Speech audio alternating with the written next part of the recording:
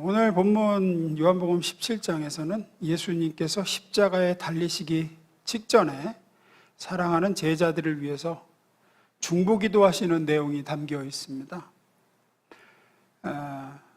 이 기도는 단지 이 12 사도들만을 위한 기도가 아니라 믿는 모든 사람들을 위한 기도임을 예수님께서 밝히시죠. 20절 봅니다. 예수님이 이렇게 말씀하세요. 내가 비옵는 것은 이 사람들, 그러니까 12 제자들만을 위한 게 아니라 또 그들의 말로, 제자들의 말로 말미암아 나를 믿는 사람들도 위해서 내가 지금 기도합니다. 하나님께 이렇게 기도하시죠. 그리고 이 기도는 지금도 승천하셔서 하나님 우편에 계신 지금도 계속되고 있습니다. 그럼 예수님은 무엇을 위해서 중보하고 계시느냐? 이때 우리를 위해 뭘 위해 중보하셨고 지금도 중보하고 계시느냐? 내용은 보면 크게 세 가지입니다. 제자들로 하여금, 우리들로 하여금 하나 되게 해 주십시오. 아버지 저들로 하나 되게 해 주십시오. 또 하나가 악에 빠지지 않게 보존해 주십시오. 세 번째가 진리로 저들을 거룩하게 해 주십시오. 이 세 가지입니다. 오늘은 이 세 가지 중 뒤에 두 가지, 악에 빠지지 않게 보존해 주십시오, 진리로 거룩하게 하옵소서. 사실 이 두 가지는 하나로 연결되어 있습니다. 오늘 이 두 가지를 좀 나눠보려고 그래요. 보겠습니다. 첫 번째 읽습니다. 시작. 예수님은 제자들이 악에 빠지지 않게 보존해달라고 하나님 성부 하나님 아버지께 기도합니다. 15절 봅니다. 15절. 내가 비옵는 것은 그들을 세상에서 데려가시기를 위함이 아니요 다만 악에 빠지지 않게 보존하시기를 위함이니이다. 예수님은 이제 십자가에서 죽으시고 3일 후 부활하셔서 세상을 떠나 아버지께로 가실 텐데 제자들도 나처럼 승천해서 데려가려고 구하는 게 아닙니다. 왜? 제자들은 남아서 할 일이 있거든요. 우리들도 남아서 할 일이 있기 때문에 아직 세상에 있는 겁니다.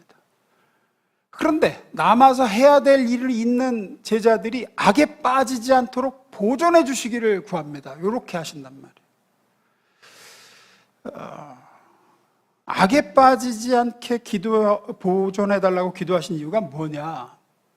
마귀의 가장 주된 공격이 뭐냐면 우리를 악에 빠지도록 유혹하는 것이기 때문입니다. 그럼 여기서 빠지는 악이, 이 말하는 악이라는 게 뭐냐? 이걸 이해하려면 예수님이 반복해서 말씀하신 걸 좀 이해할 필요가 있습니다. 예수님이 반복해서 말씀하신 것 중에 하나가 뭐냐면 너희들은 세상에 속하지 않았다라는 얘기를 여러 번 하셨어요. 요한복음 15장 19절입니다. 읽습니다. 시작.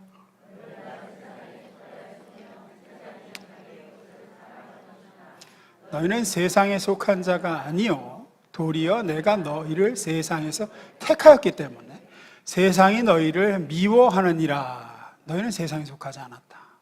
오히려 세상에서 나의 택함을 받아서 나왔다. 요한복음 16장 33절. 세상에서 너희가 그래서 환난을 당한다.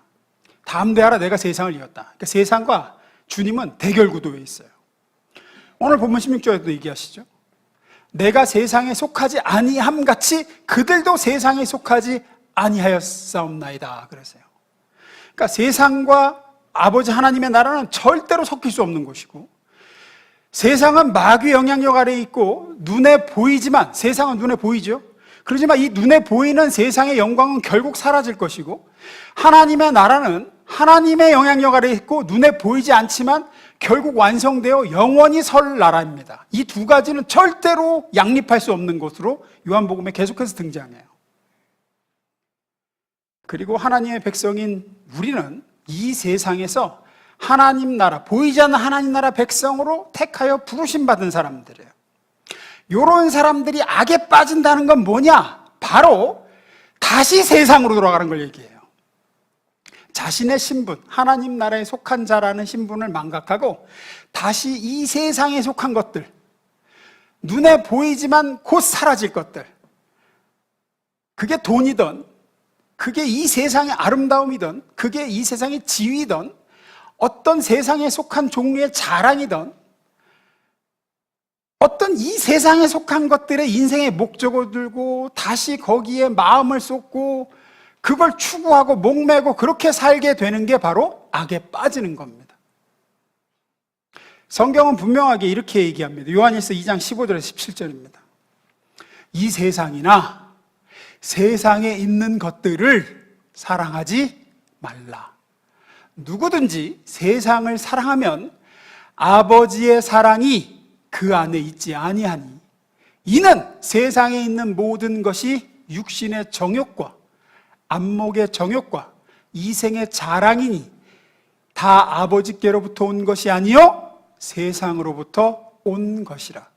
이 세상도 그 정욕도 지나가되 오직 하나님의 뜻을 행하는 자는 영원히 거하느니라. 악에 빠진다는 건 바로 요겁니다. 세상에 있는 모든 것을 사랑하고 안목의 정욕, 이생의 정욕, 육신의 정욕, 안목의 정욕, 이생의 자랑에 빠져 그것을 추구하는 거예요. 이게 바로 마귀가 신자에게 하는 근본적인 유혹입니다. 이 유한한 세상 것, 이 세상에 속한 영광을 막 극대화해서 보여주는 거예요. 마귀가 예수님을 시험할 때도 어떻게 시험합니까? 결국은 세상의 것을 예수님께 막 극대화해서 보여주고 세상에 있는 영화로운 거, 세상에 속한 것들 그걸 취하라고 하죠. 그러면서 예수님이 이 땅에 오신 목적인 사명, 십자가로부터 멀어지는 쪽으로 예수님을 유혹하죠. 첫사람 하와에게도 유혹할 때 그렇게 하죠. 그래서 하와가 유혹을 받고 나서 그 나무를 보니 먹음직도 하고 보암직도 하고 탐스럽기도 했다는 건 이 세상의 영광과 정욕을 상징하는 겁니다. 애굽을 나와서 가나안을 향해 가던 출애굽한 이스라엘 백성들의 가장 큰 유혹도 뭡니까? 다시 애굽으로 돌아가자예요. 그때가 좋았다. 고깃가마에서 고기 먹고 그래도 그때는 다시 애굽 세상, 그러니까 애굽이 상징하는 게 세상이거든요. 다시 거기로 가자. 항상 그겁니다. 항상 우리에게도 동일합니다. 우리는 세상으로부터 나와 이제 영원한 하나님의 나라를 추구하고 하나님께로부터 부여받은 어떤 신자의 지위와 신자의 사명을 위해서 이 땅을 살아가야 될 사람들인데 우리에게 자꾸 마귀가 유혹하는 건 뭐냐? 다시 세상으로 돌아가는, 세상의 사람들이 추구하는 영광, 예수 없는 사람들이 목매는 것들, 그런 것을 다시 한없이 크게 보이게 만들고 너도 거기에 목매고 우리도 거기에 목매고 살게 만드는 거죠. 그게 악에 빠지는 겁니다. 요즘에는 더욱 이 세상과 그 속에 있는 것들을 사랑하도록 이 세상의 아름다움과 이 세상의 즐거움과 이 세상에 속한 가치들이 엄청나게 크게 부각되기 쉬운 시대입니다. 예전에는 이 정도는 아니었죠. 왜냐하면 요즘처럼 이렇게 소셜미디어라는 게 있지도 않았고 발달하지도 않았기 때문입니다. 예전에는 옆 동네에 누가 땅을 샀더라라는 소식을 다음 달에쯤 들을 정도였을 거라면 요즘은 어떻습니까? 실시간이에요, 실시간. 누가 해외여행 갔다 그러면 실시간으로 뜨죠, 그냥.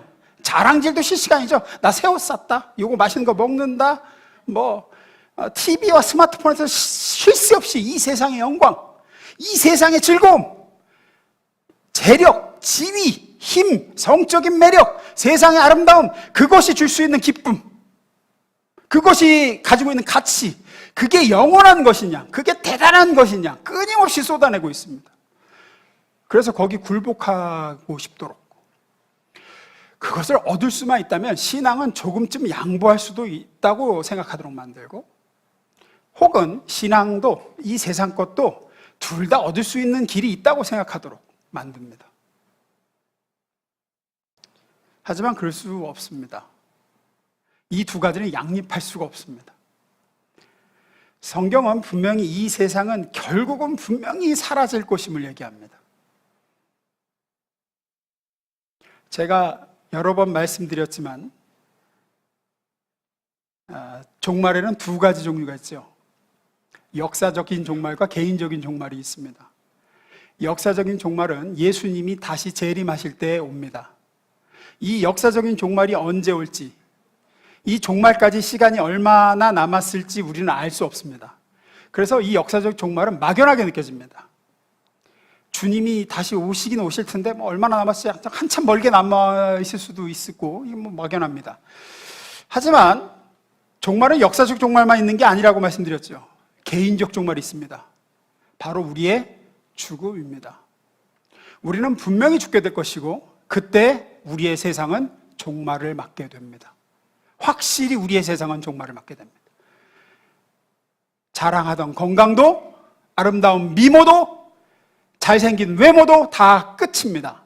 힘들게 모은 돈도, 어렵게 오른 지위도, 잘 키웠다고 자랑하던 자식들도 아무 소용이 없게 됩니다. 그때는 명품 가방, 예쁜 옷, 새 집, 차, 그 어떤 것도 죽음이라는 종말의 문턱을 넘어갈 수는 없습니다. 그땐 다 끝납니다. 그 종말까지 얼마나 남았을까요? 20년? 30년? 젊다고 하는 분들은 50년? 그래 봤자 그렇게 많이 남은 시간 아닙니다. 종말이 옵니다. 저와 여러분에게 하나님께서 주신 이 몸은, 그리고 돈은, 세상에 속한 모든 것은 그때까지 저와 여러분에게 맡기신 사명과 이 땅에서 이루고자 하시는 일을 이루기 위해 사용하라고 잠시 맡겨두신 것일 뿐입니다. 그것을 목적 삼아서 그것을 추구하라고 우리에게 주어진 시간들이 아닙니다. 그런데 마귀는 그것 자체를 목적 삼으라고 얘기를 하는 거죠. 이 세상의 것들을 사랑하고 거기에 목을 매라고, 그게 너에게 참된 기쁨을 주고 그게 즐거움을 주고 그게 만족을 줄 거라고 하나님의 백성에도 여기에 속아 넘어가 지난주에 말씀드린 신자의 영광, 신자가 신자다움, 신자의 본분을 망각하고 가정과 교회와 직장에서의 사명을 잊은 채 예수 모르는 세상 사람들과 똑같이 돈과 쾌락과 세상의 아름다움과 자랑을 쫓아 삽니다. 그게 바로 악에 빠지게 되는 겁니다. 악에 빠지게 되면 구원을 잃어버리느냐? 그렇지는 않습니다. 우리의 신분을 상실하지는 않습니다. 하지만 악에 빠지게 되면 결국 그렇게 추구해온 세상의 모든 것들이 아무것도 아닌 허망하게 무너질 날이 오게 됩니다. 결국은 하나님 앞에서 크게 후회하며 다 쌓아온 모든 게 허물어지며 모든 것이 헛되다고 한탄할 날이 오게 됩니다. 마귀가 원하는 것이 그런 겁니다. 허망한 인생을 사는 거. 구원받았지만 허망한 인생을 사는 거. 성도의 영광, 하나님의 본래에 목적하신 나답게 사는 삶을 살지 못하게 만드는 것. 그게 악에 빠지는 겁니다. 그래서 예수님은 우리가 이 세상의 악에 빠지지 않게 해달라고 기도하셨고 지금도 기도하고 계신 거죠. 두 번째로 넘어갑니다. 읽습니다. 시작. 예수님의 우리를 위한 또 다른 중보기도는 진리로 거룩하게 해달라는 기도셨습니다. 본문을 봅니다. 16절 17절입니다. 내가 세상에 속하지 아니함 같이 그들도 세상에 속하지 아니하였사옵나이다. 그들을 진리로 거룩하게 하옵소서. 아버지의 말씀은 진리니다. 어떤 의미에서 이 두 가지의 중보, 악에 빠지지 않게 해주십시오와 진리로 거룩하게 해 주옵소서는 서로 연결되어 있는 하나의 기도라고도 볼 수 있습니다.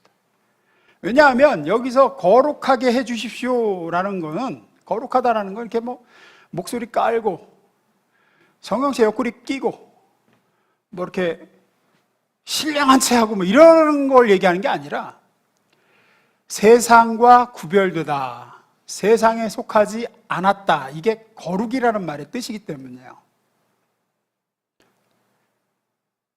따라서 악에 빠지지 않는 것과 진리로 거룩하게 되는 것은 어떤 면에서 같은 겁니다. 우리는 세상에 속하지 않고 하나님께 속했습니다. 그래서 우리는 세상에 속한 사람들과 다른 걸 추구해야 되고, 세상에 속한 사람들이 선택하는 것과는 다른 선택을 하며 살아가야 됩니다. 그걸 거룩이라고 합니다. 예수님 우리가 그렇게 살아가게 해달라고 기도하시는 거예요. 마태복음 7장으로 가보겠습니다. 읽어봅니다. 우리 한 절씩 번갈아 읽겠습니다. 그러므로 내 말을 듣고 그대로 행하는 사람은 반석 위에다가 자기 집을 지은 슬기로운 사람과 같다고 할 것이다.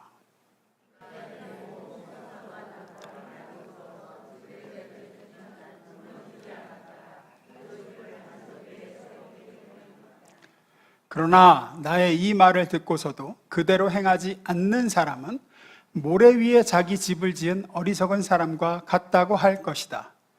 비가 내리고 홍수가 나고 바람이 불어서 그 집에 들이치니 무너졌다. 그리고 그 무너짐이 엄청났다. 예수님이 말씀하신 비유입니다. 이 비유에는 세상을 추구하는, 세상이 좋아하는 그 세상의 원리를 따라 사는 악에 빠지지 않고 세상과 다르게 구별되게 살아가야 하는 거룩을 훈련해야 된다는 말씀이 들어있어요. 이 비유에는 크게 두 가지 공통점이 등장합니다. 첫째는 이거예요. 모든 사람이 인생의 집을 세운다는 얘기를 예수님이 하세요. 모두 예외 없이 인간은 집을 짓습니다.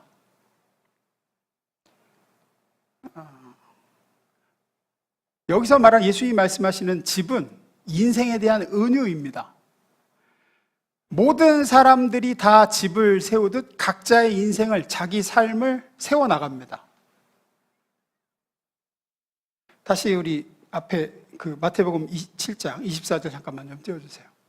그러므로 내 말을 듣고 그대로 행하는 사람 반석 위에다 자기 집을 지은 슬기로운 사람과 같다고 할 것이다. 모든 사람은 집을 짓는데요. 근데 어디다 짓느냐, 이제 그 차이라고 그러죠. 됐습니다. 아주 큰 벽돌집을 짓는다고 생각해 보십시오. 한 100평 대지에 수많은 벽돌로 집을 짓습니다. 각 벽돌은 매번 내리는 내 선택과 결정들입니다. 연구에 따르면 우리는 매일 평균 70개 정도의 선택과 결정을 한다 그래요. 이런 식으로 80세까지 살면 200만 개의 결정들로 인생이 구성된대요. 우리는 매번 하루에 70개씩 벽돌을 쌓아나가는 거죠. 선택과 결정으로. 그렇게 인생의 집이 세워집니다. 우리는 세상 사람들과는 분명히 다른 선택을 하고 다른 결정을 하면서 살아가야 돼요. 본문 17절 봅니다. 그들을 진리로 거룩하게 하옵소서. 아버지의 말씀은 진리니이다 그러시죠. 세상 사람들은 세상의 기준과 이익이 되냐 손해가 되느냐, 혹은 자기의 욕망이 어느 쪽으로 향하느냐, 자기 마음이 어느 쪽으로 내키느냐에 따라서 선택하고 결정하며 그렇게 자기 인생의 벽돌들을 쌓아나갑니다. 잠깐 띄워놓으세요. 이렇게 쌓아나가요. 하지만 우리는 세상에 속한 사람들이 아니라 아버지께 속한 사람들입니다. 그래서 우리는 그들과는 다르게 구별되어 거룩하게 살아야 되죠. 우리의 기준은 아버지의 말씀입니다. 하나님의 말씀이 뭐라고 말씀하시느냐에 따라 우리는 선택하고 결정해서 우리의 인생의 결정들을 해나가고, 그런 결정들이 모여 우리의 인생이라는 집이 세워져 나가야 됩니다. 그걸 얘기하시는 거죠. 됐습니다. 예수님이 말씀하신 이 비유의 첫 번째 공통점은 누구나 집을 짓는다라는 거라면, 두 번째 공통점은 누구에게나 어느 집에게나 폭풍과 홍수가 찾아온다는 겁니다. 누구나 인생의 집을 짓고 그렇게 지은 인생의 집에는 예외 없이 폭우와 홍수와 바람이 들이치는 때가 옵니다. 오늘 예수님이 말씀하신 말씀에는 폭풍과 홍수에 관한 이야기가 똑같이 등장합니다. 25절, 27절 봅니다. 동일한 표현이 두 번 나오죠. 비가 내리고 홍수가 나고 바람이 불어서 그 집에 들이쳤지만 무너지지 않았다. 그 집을 반석 위에 세웠기 때문이다. 비가 내리고 홍수가 나고 바람이 불어서 그 집에 들이치니 무너졌다. 그리고 그 무너짐이 엄청났다. 똑같은 표현이 두 번 나옵니다. 비가 내리고 홍수가 나고 바람이 불었습니다. 그리고 그 집에 들이쳤습니다. 한 집은 무너졌고 한 집은 무너지지 않았습니다. 저나 여러분 모두에게 일어날 혹은 일어났던 일입니다. 폭풍과 비바람은 모든 인생에게 찾아올 것입니다. 혹은 찾아왔습니다. 예수를 믿지 않는 사람뿐 아니라 믿고 모신 사람에게도 어떤 집을 지었는지만 다를 뿐 모든 집에는 폭풍이 들이칠 겁니다. 이 폭풍이 의미하는 건 뭐냐? 하나님의 시험과 하나님의 심판의 시기를 의미합니다. 이 땅에서의 시련과 시험의 시기를 이야기할 수도 있고 죽음 이후에 받게 될 최종적인 심판을 뜻하기도 합니다. 이 땅에 살아있을 때건 아니면 죽어 하나님 앞에서건 확실한 건 우리의 인생의 집을 어떻게 세워왔는지, 설계자이신 하나님의 의도대로 선택하고 결정하며 세워왔는지, 아니면 자기가 내키는 대로 선택하고 세상의 욕망과 자기 욕심을 따라서 선택하고 결정하며 세워왔는지, 그것을 테스트 받는 때는 반드시 온다는 겁니다. 고린도전서에서는 이걸 이렇게 얘기합니다. 메시지 성경으로 봅니다. 기억하십시오. 이미 놓인 기초는 하나뿐입니다. 그 기초는 다름 아닌 예수 그리스도이십니다. 여러분은 각별히 신경 써서 건축 재료를 고르십시오. 그러다 보면 마침내 준공 검사를 받을 날이 올 것입니다. 여러분이 값싸거나 부실한 재료를 쓴다면 다 드러나고 말 것입니다. 준공 검사는 철저하고 엄격하게 이루어질 것입니다. 어느 것 하나 대충 넘어가는 일이 없을 것입니다. 여러분이 지은 것이 검사를 통과하면 잘된 일입니다. 그러나 검사에 통과하지 못하면 여러분이 지은 것은 뜯어내고 다시 시작해야 할 것입니다. 하나님의 준공 검사 얘기를 합니다. 마태복음이나 고린도전서가 쓰여질 당시에 정직하지 못한 건축자들이 있었다 그럽니다. 그 당시에도. 그래서 집을 지어주는데 이 집을 짓는 게 생각보다 시간이 오래 걸리고 건축 기간이 오래 걸리고 힘들다고, 그 당시에 다림줄을 제대로 데리우고 벽돌을 제대로 반듯하게 지어야 되는데 그냥 대충 짓거나 약속한 재질이 아니라 값싼 재료들로 보이지 않는 것을 막 세워놓는 거예요. 집을 짓는데. 그렇게 지은 집은 겉으로 보기에는 뭐 제대로 지은 집이나 대충 지은 집이나 똑같지만 내구도는 형편없었대요. 근데 평상시에는 여러 집들과 똑같지만 문제는 태풍이 불거나 홍수가 나거나 화재가 났을 때는 제대로 지은 집은 바람이 심하게 불고 홍수가 나도 또는 화재가 나도 버티지만 그렇지 않은 집은 다 무너져 내리고 다 타버리게 되었다고 합니다. 이와 똑같습니다. 하나님의 시련의 불, 심판하시는 폭풍우가 우리 인생에 찾아올 때가 되면 우리 인생의 집이 무엇을 기초로 하여 지었고 매 순간 무엇을 기준으로 하여 결정하고 선택하며 여기까지 왔는지가 드러나게 될 때가 온다는 겁니다. 삼풍백화점 붕괴 사고를 기억하실 거라고 생각합니다. 아마 대부분 그 사고를 기억하실 겁니다. 아주 젊은 세대 아니면. 삼풍백화점을 시공한 설계사가 큰 문제가 있었죠. 원래 설계대로라면 그 각 층을 받치고 있는 기둥과 그 각 층 바닥 사이에 하중을 전달하는 지판이 이중으로 잘 연결되어 있었어야 됐대요. 설계상 그렇대요. 그런데 그 지판이 아예 다 빼버렸대요, 그냥. 그러니까 기둥하고 이렇게 각 층하고 아무것도 없이 그냥 기둥에다 턱 얹어져 있었대요. 심지어 바닥과 기둥의 철근의 연결도 제대로 안 해놨대요. 심지어 기둥의 두께도 25% 정도 얇게 했대. 기둥도 더 두꺼워야 되는데 얇게. 어떤 기둥은 야, 여기 매장, 이렇게 되면 매장이 좁아지잖아 하고 기둥, 이거 빼버려. 기둥을 아예 빼버렸대, 그냥. 그러니까 건축 설계를 아예 무시하고 세워진 건물이었어요. 이렇게 날림으로 지은 건물이라도 시련의 때만 오지 않았다면 붕괴까지는 가지 않았을 거라는 게 다 전문가의 의견이에요. 그 시련의 때라는 게 뭐냐? 옥상에 에어컨 냉각탑을 엄청나게 크게 세운 거였어요. 옥상에 에어컨 냉각탑을 세우고 냉각수를 가득 채웠는데 이게 얼마였느냐? 무게가 87톤. 옥상이 견뎌낼 수 있는 하중의 4배가 넘는 무게였대요. 이게 결정적이었어요. 당연히 견뎌내지 못했고 결국 아시다시피 사진 이렇게 됐죠. 사망 508명, 시신 결국 못 찾은 6명 포함. 다니엘 사고로는 지금까지 최대 인명 피해였습니다. 세월호부터 해갖고 이 인명 피해를 넘어선 비극은 없었어요. 참사는 없었어요. 됐습니다. 이유는 단순합니다. 건물이 설계대로 세워지지 않았기 때문이고, 이게 설계대로 세워지지 않은 것이 드러난 계기는 옥상에 올려진 87톤의 에어컨 냉각탑이라는 시련의 때가 왔기 때문입니다. 그러면 왜 공사 담당자들은 설계대로 하지 않았을까요? 당장의 자재비를 빼돌려 자기 호주머니를 채우는 욕망을 선택했기 때문입니다. 또 설계대로 하려면 오래 걸리고 공사가 어렵지만 날림으로 하면 금방 짓고 쉽기 때문에 쉬운 선택을 했기 때문입니다. 그리고 그런 결정과 선택들이 모여져서 지어진 건물은 시련의 때가 딱 오자 결국은 끔찍하게 무너져 내렸습니다. 저와 여러분의 인생도, 저와 여러분의 인생의 집도 마찬가지입니다. 우리는 세상의 방법대로, 세상의 설계대로 지어지도록 부름받지 않았습니다. 우리는 세상 사람들이 선택하는 방법대로 벽돌을 쌓아가도록 설계되지 않았다고요. 우리 본문 16절 17절 봅니다. 내가 세상에 속하지 아니함 같이 그들도 세상에 속하지 아니하였사옵나니. 예수님이 세상에 속하지 않은 것처럼 예수의 사람인 저와 여러분도 세상에 속하지 않았습니다.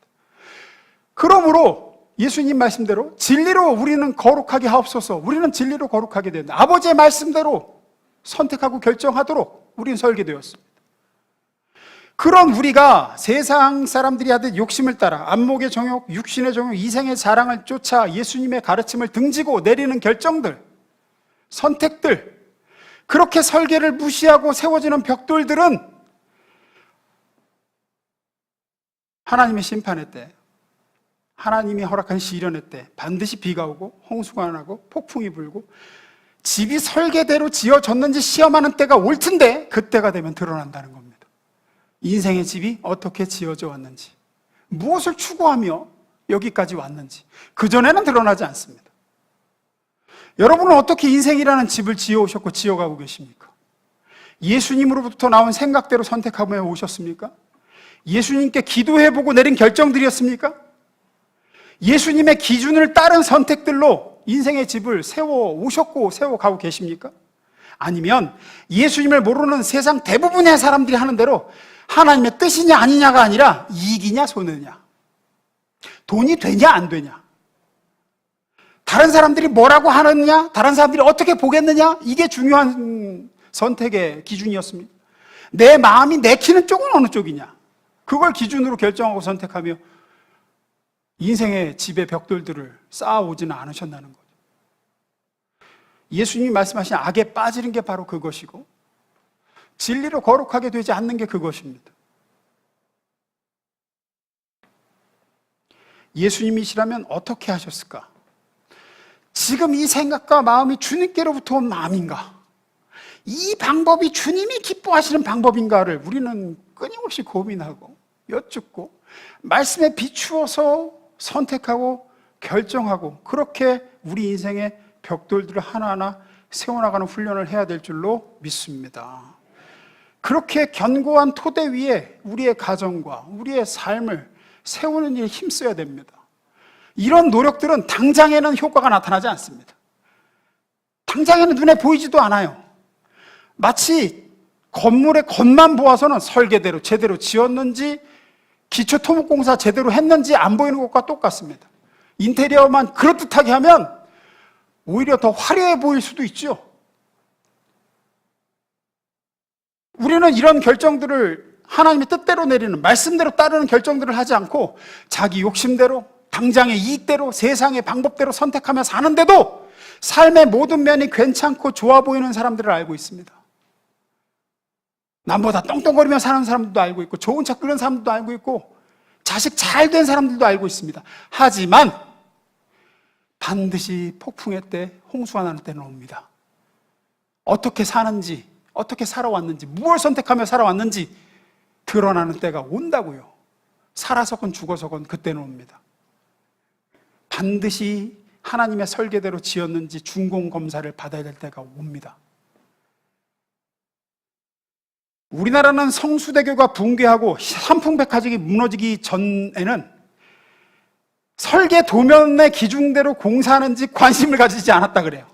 그냥 공무원하고 짬짬이가 돼가지고 철근 빼먹고, 이게 그냥 일상 다반사였대. 그냥 설계도대로 하는 게 바보 병신이었대. 다 그때까지는 다 빼먹고 다 해가지고 다 남겨먹는 게 그냥 관행이었대요. 근데 그렇게 무너지고 하고 난 다음부터는 이제 그래도 감리 제대로 하고 이렇게 하기 시작했다 그러죠. 사실 지금도 누가 새 집으로 이사를 가고 뭐 이사 신방을 가고 뭐 집들이를 가고 해도 가면 뭐부터 봅니까? 대부분 전망이 좋네, 몰딩 잘했네, 샤시가 예쁘네, 벽지 깔끔하네, 이런 것만 관심을 가지지 누구도 이 집이 설계대로 지어진 건지, 토목공사는 뭐 기초설계 튼튼하게 한 건지 묻거나 그걸 기준으로 집이 좋다고 하는 사람은 아무도 없습니다. 아, 이 아파트 기초공사하는 거 봤더니 왜 이 집을 고르셨는지 알겠다고 이렇게 얘기하는 사람은 없어요. 설계 도면대로 제대로 지어진 집이네요? 없습니다. 인생도 그렇습니다. 지금 당장 보이는 재력,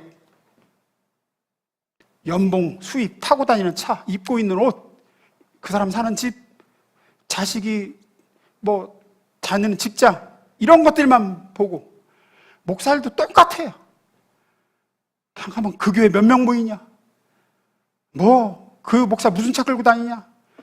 그 목사가 하나님 뜻대로 지금 가고 있느냐? 그 목회가 지금 올바로 말씀대로 가고 있느냐? 이런 거 묻는 목사는 없어. 어떻게 된 게. 그리고 제가 총회도 가기 싫고 지방에도 별로 가고 싶은 마음이 없어요. 제가 손해봐도 말씀대로 결정하며 지금 가고 있는가?